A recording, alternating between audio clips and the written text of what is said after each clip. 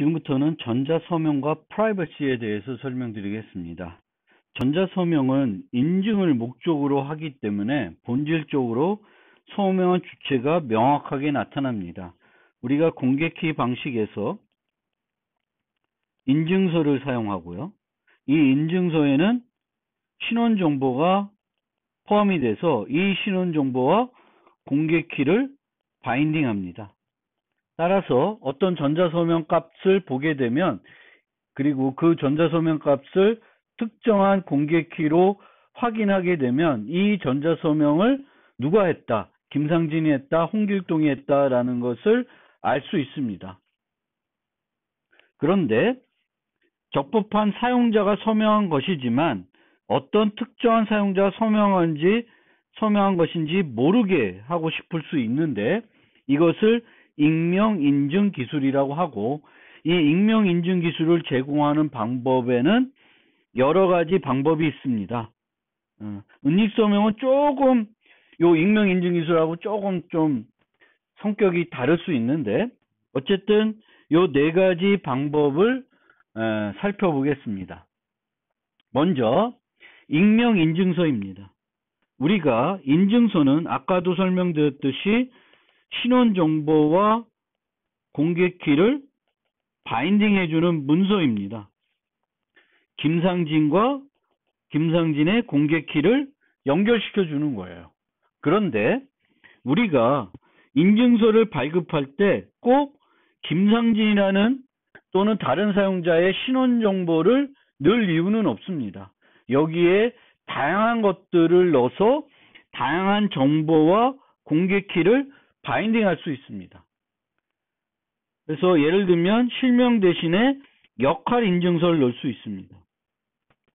뭐 총장이라고 하면은 총장이 한 분밖에 없으니까 별로 의미가 없는데 총장보다는 교수 인증서라고 합시다. 그리고 모든 교수들마다 이런 인증서를 발급하게 됩니다.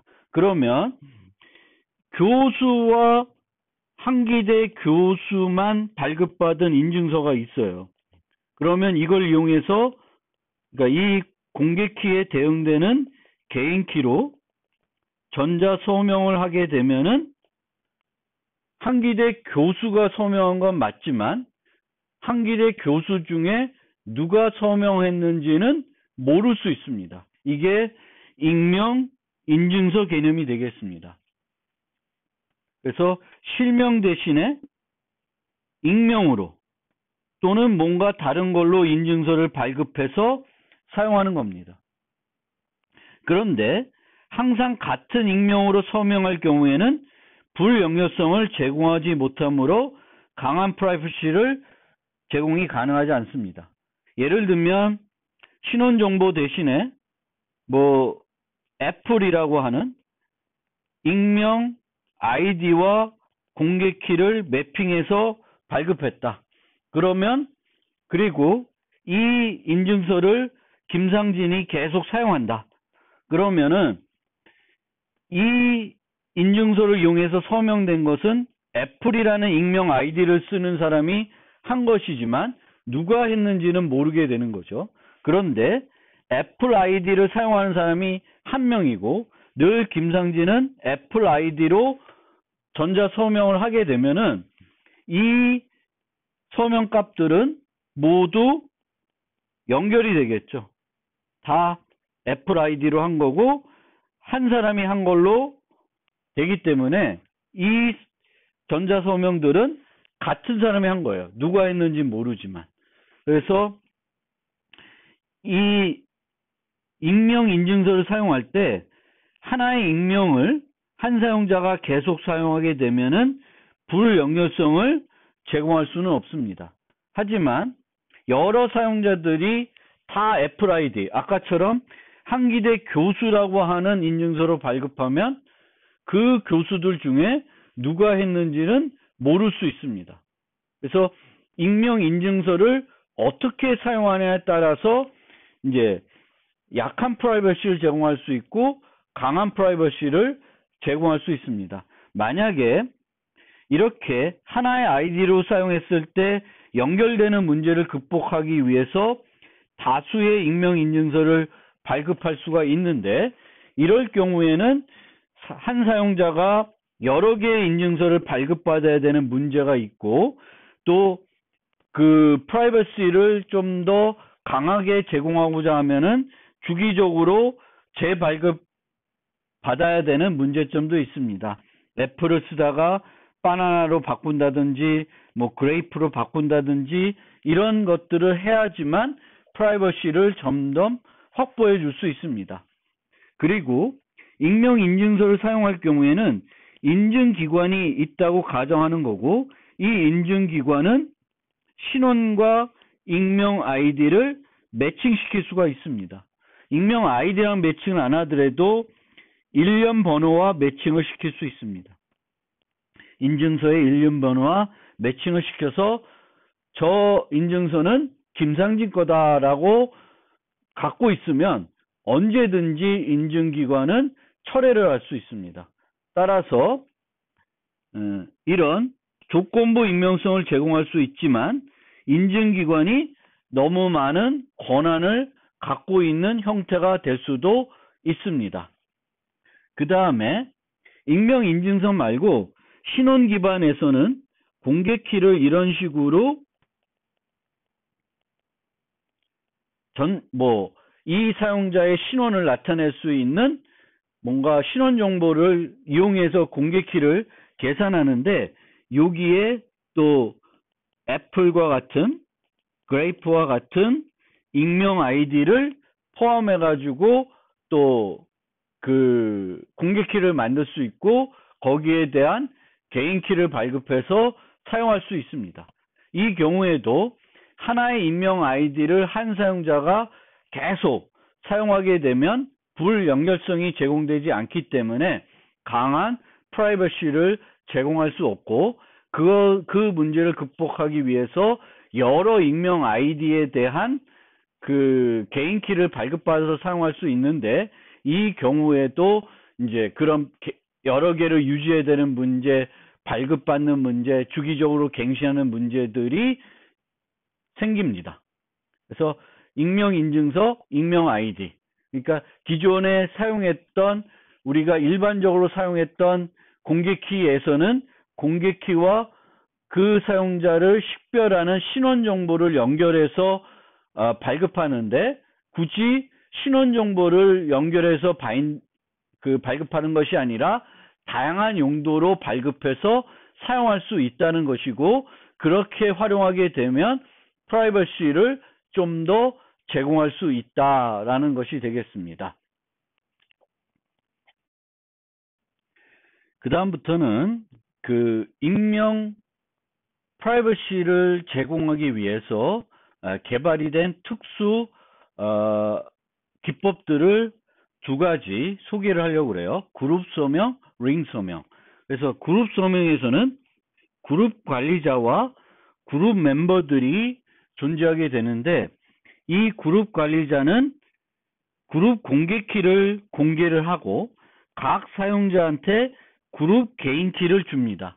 그런데 이 그룹 개인키는 각 사용자마다 다릅니다. 동일한 키를 여러 사용자한테 주는 형식은 아니에요. 그러면 이 사용자들은 이 그룹 개인키를 이용해서 서명을 할 수 있습니다. 서명을 하게 되면 누구든지 이 그룹 공개키로 확인을 할 수 있습니다.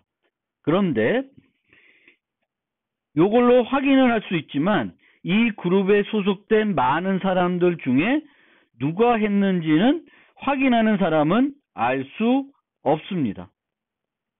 어떤 그룹 개인키로 생성했는지는 그 서명값을 보면은 알 수가 없습니다. 이게 그룹 서명입니다. 예를 들면 우리 학부 교수님들을 하나의 그룹으로 만들고 그룹 관리자가 그 교수님들한테 각각 그룹 개인키를 주는 거예요.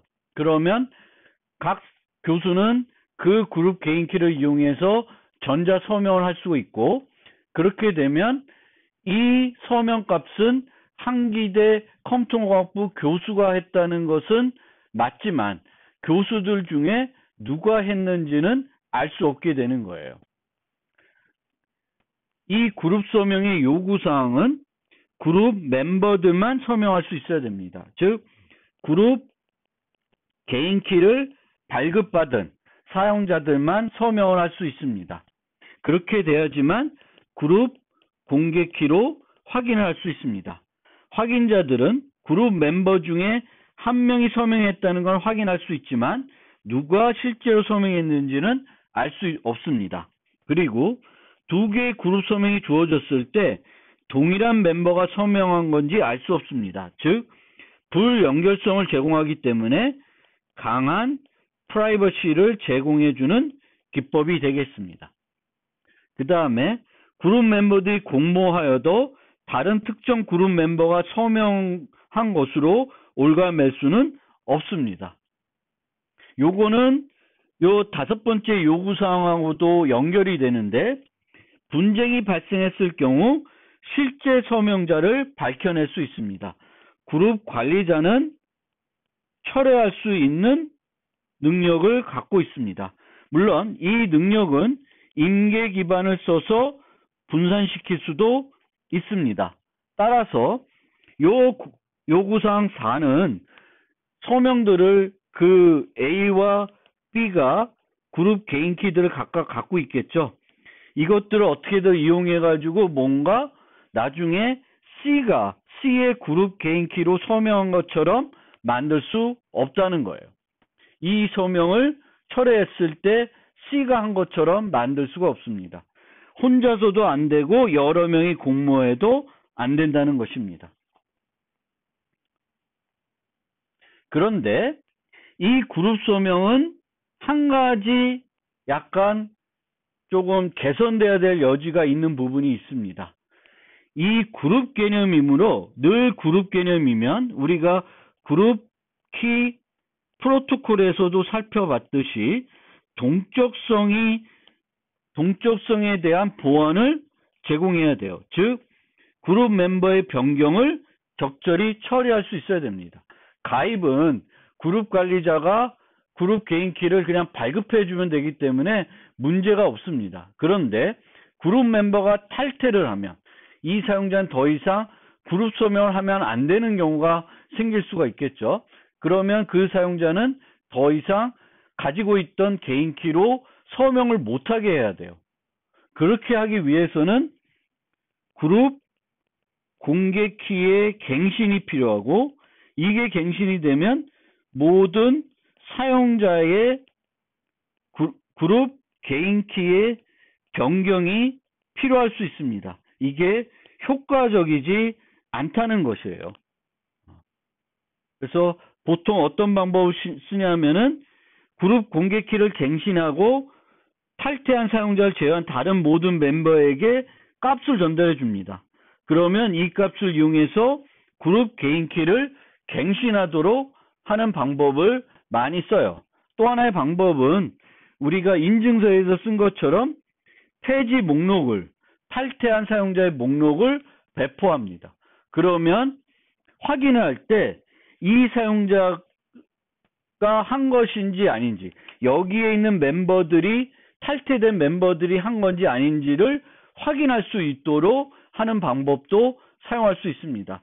이 경우에는 비용이 이 CR에 있는 멤버가 N명이면 N개 요 사용자 수에 비례한 비용이 소요됩니다.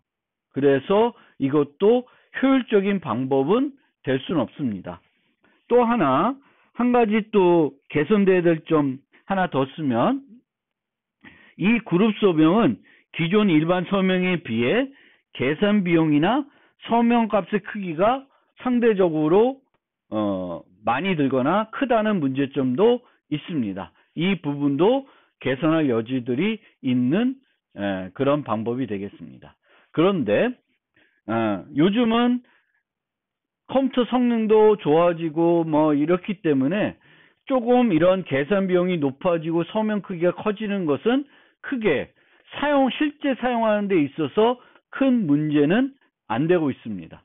이런 비용들도 이 방법이 가장 효과적이라 그러면은 도입해서 쓸 수 있는 수준은 다 되는 것이라고 보여지고, 그런데 만약에 우리가 좀 더 나은 시스템을, 나은 그룹 서명 기법을 만들고자 하면은 요 부분에 대한 신경들을 써야 되는 부분들이 된다는 것을 말씀드린 것입니다.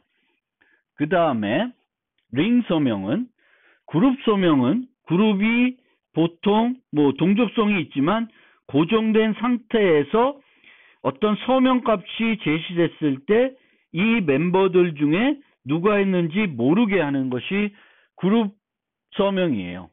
근데 링 서명은 멤버들이 막 있습니다. 그러면 이 C라는 사용자가 링 서명을 하고 싶으면은 이 멤버들 중에 A, F, M, N, Z 몇 명을 갖고 와요.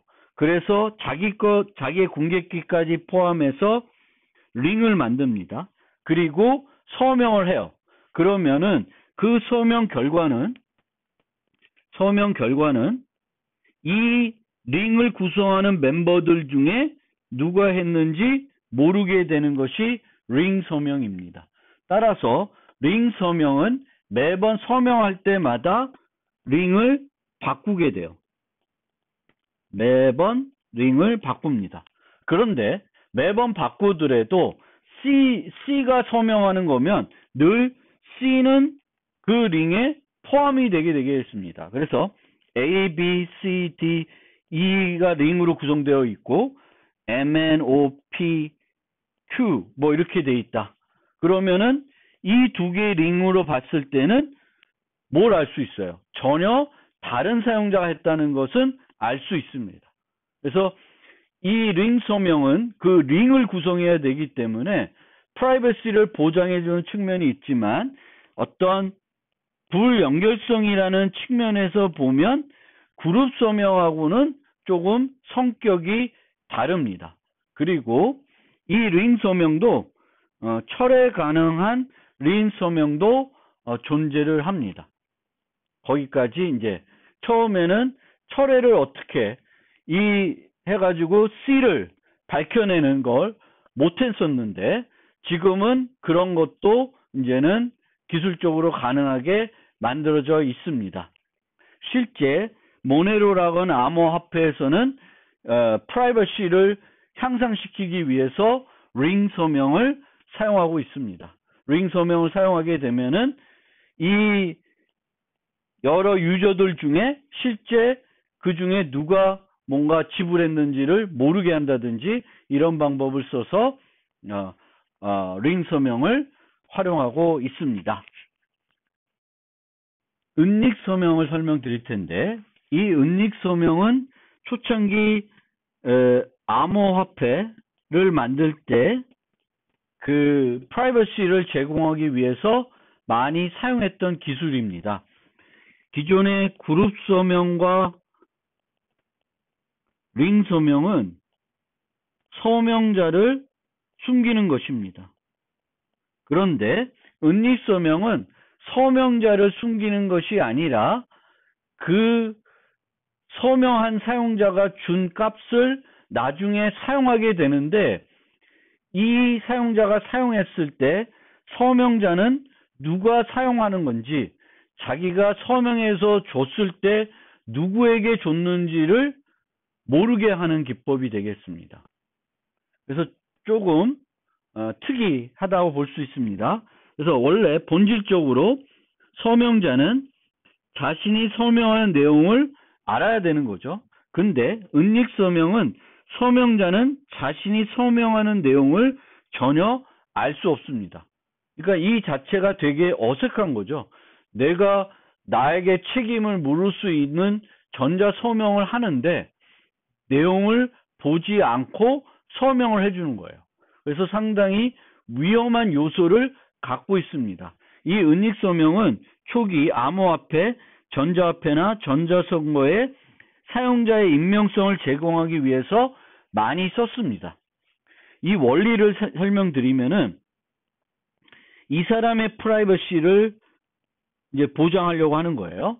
그래서 이 사용자는 어떤 값을 뭐 13이라는 값이라고 칩시다. 그래서 13이라는 값을 이 봉투에 넣고 먹지를 같이 넣어서 밀봉을 합니다. 그러면 서명자는 이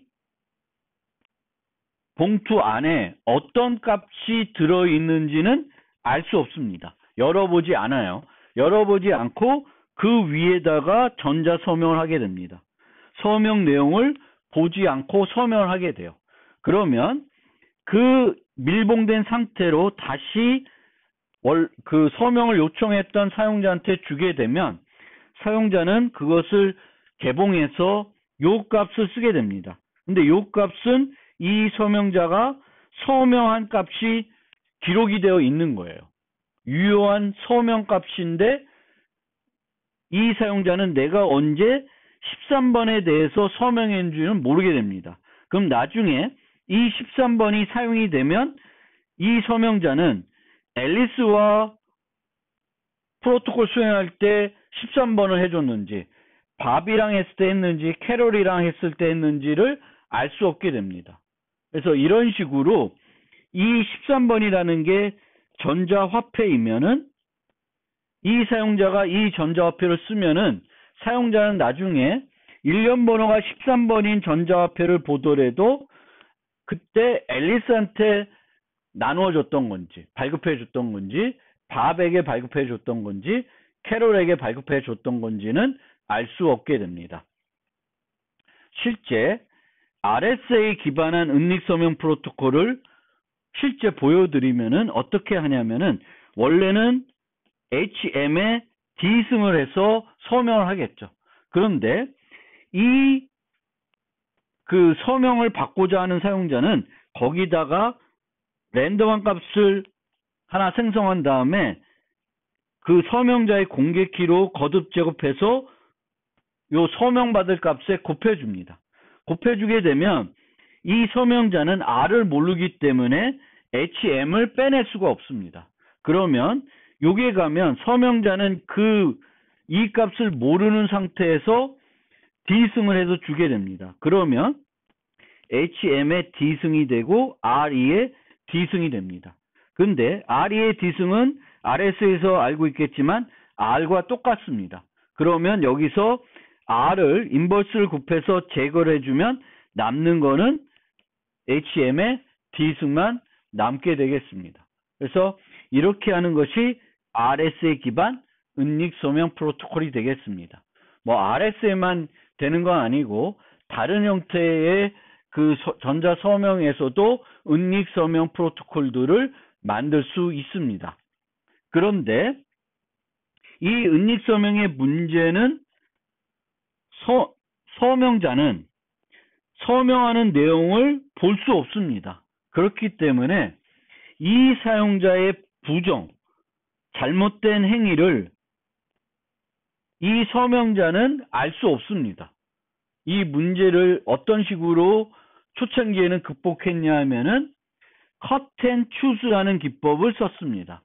이 cut and choose라는 기법은 서양에서는 이런 이제 정정하게 나눌 때 이런 얘기들을 하나 본데 어떤 얘기냐면 케이크가 있어요. 그래서 이 케이크를 나눕니다. 나눠서 포장을 해요. 두 개로. 그러면 이 안에 조각들이 어떻게 나누어져 있는지 밥은 알 수 없습니다. 그리고 밥은 이 둘 중에 하나를 선택해서 그 안에 들어있는 케이크를 먹게 되는 거예요. 그러면 앨리스 입장에서는 뭔가 이 앨리스가 도전적인 사용자면 크게 자르고 여긴 조그맣게 잘라서 넣을 수도 있겠죠.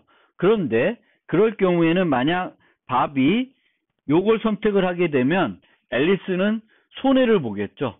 그러면 어떻게 나누는 것이 앨리스가 손해를 안 보게 되냐 하면은 정확하게 반으로 나누는 거예요.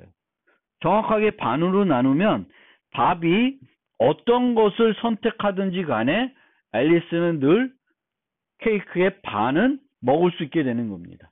이 원리를 은닉서명에 적용하면은 어떻게 되냐면 봉투를 하나만 준비하는 게 아니라 10개를 준비합니다. 그래서 10개를 전달을 해요. 그리고 이 중에 이 사용자가 9개를 랜덤하게 선택해서 열어달라고 합니다. 그러면 이 사용자가 그 9개를 열 수 있는 정보를 줘요. 그러면 9개를 열어서 이 서명자는 얘가 어떤 잘못을 하고 있지는 않는지 확인합니다.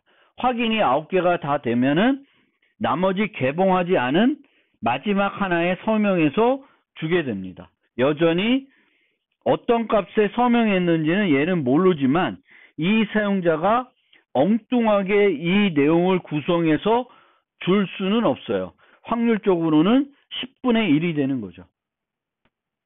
속일 수 있는 확률이 10분의 1이 됩니다.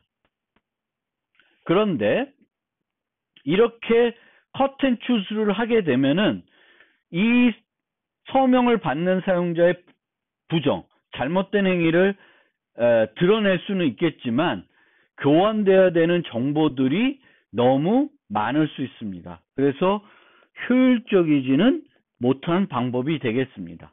물론 이렇게 컷앤추스를 하지 않고도 이 사용자의 부정을 막는 방법들이 만들어지기는 했지만 초창기에는 이제 이런 기법들도 제한이 돼서 사용이 됐습니다. 그래서 그거를 한번 소개해 드린 것입니다.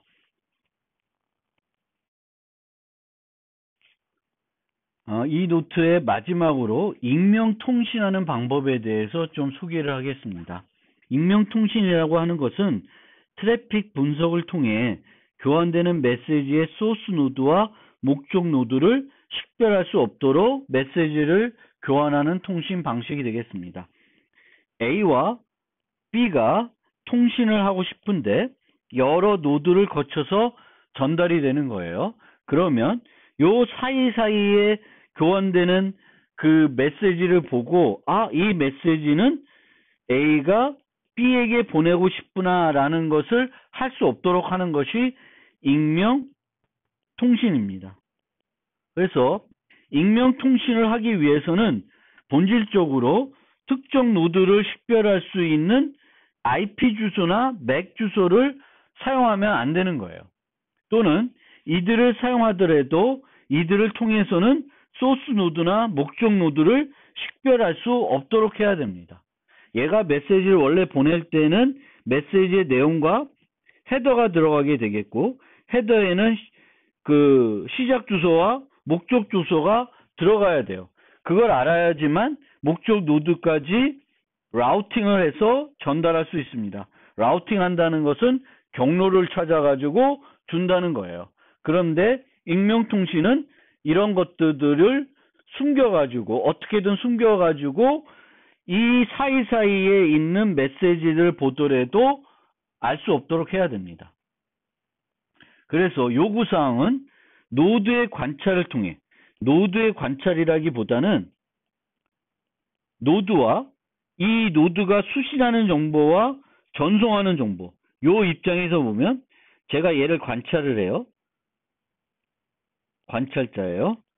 그러면 여기에 들어오는 메시지와 얘가 내보내는 메시지를 관찰해서 이 메시지들이 어디서 와서 어디로 가는지 모르게 해야 됩니다. 그리고 그거를 식별할 수 없도록 하기 위해서는 이제 어떤 것을 이용해서 식별할 수 있냐면은 앞서 말씀드린 이런 헤더에 들어있는 시작 주소, 끝 주소, 뭐 중간 주소 이런 걸 갖고 식별할 수도 있는데 그것 말고도 식별할 수 있는 방법들이 있습니다. 메시지의 내용, 메시지의 크기, 메시지의 송수신 시점을 이용해서 식별할 수 있어요. 여기에 메시지들이 가는데 어떤 메시지는 이렇게 크고 어떤 메시지들은 작아요. 그러면 이렇게 와서 이렇게 나가면 이 메시지와 이 메시지는 같은 메시지라는 걸 알 수 있습니다. 그리고 그것이 계속 가게 되면 아, 이 메시지는 A에서 B로 가는 거구나라는 걸 알 수 있습니다. 또 메시지의 내용을 크기가 같다 그래도 얘는 M1이고 M2고 얘는 또 M1이고 M2면 요 내용들을 보면 여기서 출발했고 이 메시지들이 이렇게 가서 여기서 끝났다는 걸 알면 아, A와 B가 지금 M1이라는 메시지로 교환하고 있구나 하는 걸 알 수 있습니다.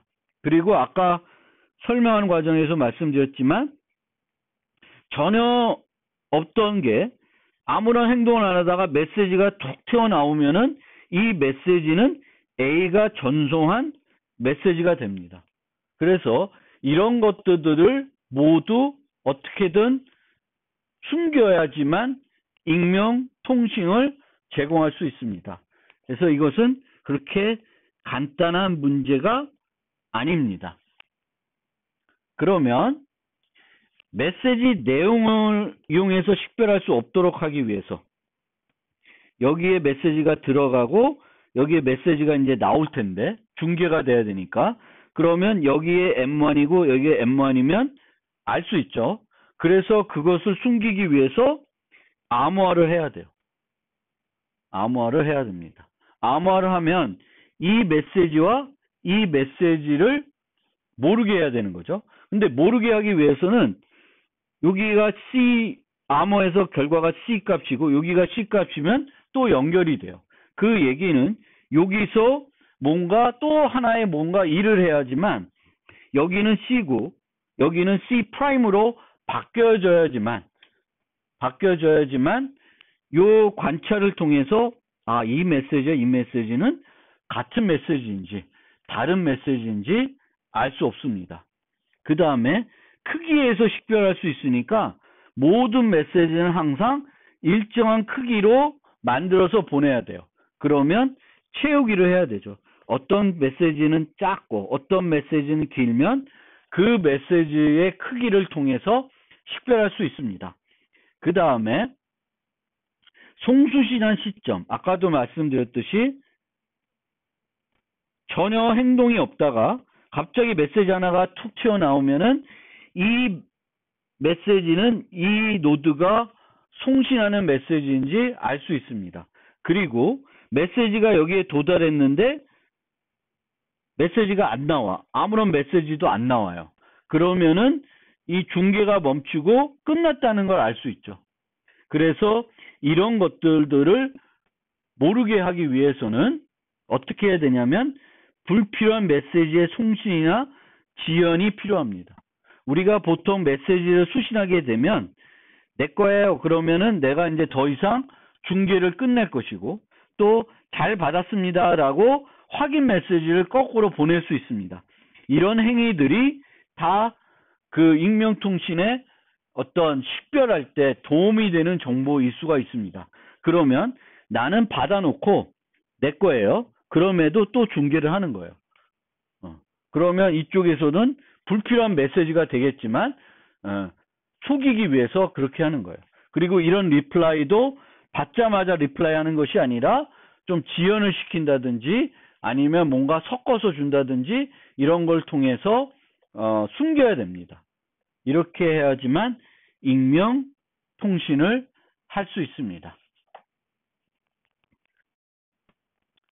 지금부터는 실제 익명 통신을 위해서 사용되는 암호 기술들을 두 가지를 좀 소개해 드리려고 합니다. 이런 기술들은 실제 지금 인터넷에서 토르 같은 사이트에서 실제 익명 통신을 위해서 사용이 되고 있는 기술입니다.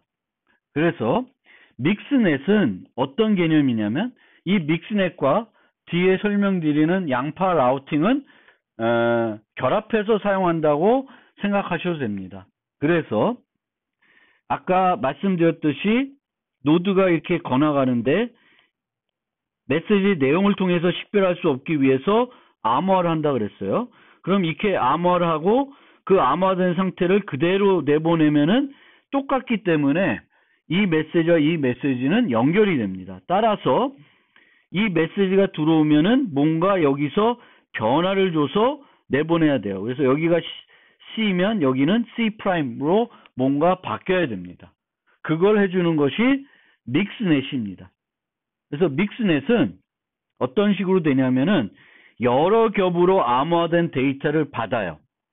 그러면 이 믹스넷들을 여러 개를 둬서 이 믹스넷은 이 겹들을 한 겹씩 제거를 합니다. 제거를 해서 내보내요. 그런데 이렇게 들어온 순서대로 들어올 때마다 내보내는 것이 아니라 여기서 일정한 기간 버퍼링을 합니다. 하나가 도착했는데 바로 내보내면은 이 메시지와 나간 메시지가 이렇게 겹이 바뀌어져 있지만 그래서 얘가 C면 C'으로 값이 달라져서 연결이 안 되지만 들어온 시점과 나가는 시점을 통해서 식별할 수 있기 때문에 이 믹스넷들에서 이 믹스들은 일정한 수의 메시지들이 도착할 때까지 기다립니다. 기다리고 나서 일정한 수가 모이면은 들어온 순서와 상관없이 순서를 바꿔서 다시 또 쭉 내보내요. 그러면 그 다음 믹스넷이 그걸 받아서 또 섞어서 또 내보냅니다. 그리고 나서 최종적으로 마지막으로 한 번 더 걸러내서 이제 원래 목적지로 보내게 됩니다. 목적지로 전달을 하게 되겠습니다. 그러면 여기서 보낸 여러 사용자들이 이 메시지를 만들어서 보내게 되는데 A가 어떤 메시지를 만들었다는 걸 알 수 있지만 이 메시지가 결국에 어떤 C한테 도달하지만 A가 C한테 줬는지 또 B가 줬는지 D가 줬는지 알 수 없게 되는 것이 믹스넷입니다. 믹스넷. 왜냐하면 계속 섞는 거예요. 그래서 이 믹스되는 과정을 계속 누가 관찰하더라도 이 최초의 메시지와 맨 마지막에 있는 메시지를 연결할 수 없습니다. 그게 믹스넷이고 양파 라우팅은 이런 앞에서 본 것처럼 겹겹으로 메시지를 암호화해서 전달하는 거예요. 전달하게 되면 여러 믹스를 거쳐가지고 맨 마지막 노드가 최종 목적지로 전달하게 되는 게 양파 라우팅이라고 합니다. 그래서 양파 라우팅에서도 이 중간 노드들은 저 믹스 역할을 하는 걸로 생각하시면 돼요. 그래서 한 겹씩 제거를 합니다. 그래서 최초 소스 노드는 어떤 믹스들을 거쳐서 최종적으로 전달할지 알아야 되겠고 그거를 예를 들면 여기가 A, B, C라고 합시다. 그러면 믹스넷 A, B, C면은 얘는 C로 암호화를 하고 먼저 그 다음에 B로 암호화를 하고 B가 풀 수 있게 그 다음에 A로 암호화를 해서 이제 요 믹스넷에 전달하면 바깥 거 제거하고 B한테 주고 B는 또 바깥 거 제거하고 C한테 주고 C는 또 바깥 거 제거해서 최종적인 메시지를 목적 노드에 전달해 줍니다. 이들이 다 협력하면 알 수 있지만 이들이 다 협력하지 않는 한 이 최초 메시지가 목적 노드까지 누구와 통신하는지는 알 수 없게 되는 것이 양파 라우팅입니다. 그래서 양파 라우팅의 코드들은 이제 실제 이루어지는 암호 기술들은 이렇게 되는데 각 그 최초 S가 이런 식으로 암호화를 해서 쭉 전달을 합니다. 근데 요 최초 전달하는 것은 이 믹스넷과 그 양파 라우팅을 하기 위한 키 교환을 하게 되겠고요. 그 다음에 양파를 만들어서 쭉 전달하는 방법이 되겠습니다. 이게 양파 라우팅입니다. 이걸로 14번째 노트에 대한 설명을 마무리하겠습니다.